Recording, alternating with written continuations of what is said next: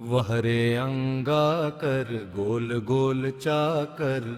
होवत बिहनिया घर घर चुरे अंगा कर। वहरे अंगा कर गोल गोल चाकर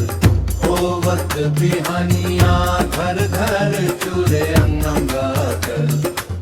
बिहानिया के बासी फेर का के उदासी चौर के बाचे कनकी ते कर पिसाए किसान मिझार के बासी संग पिचक के शान हपक के लोई लोई फिर थपर अंडा पाना के संग बदले अंग करके रंग गरम गरम तावा में रही रही के सेका थे गुरु तुर जी खाई में मजा थे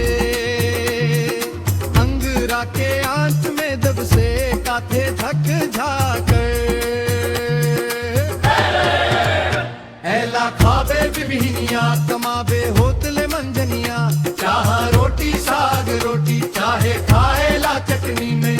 स्वाद कर बढ़ जाते चूल्हा आगी के रंधनी में खाके अंगा कर नहीं लगे भूख फुटुर पाटर।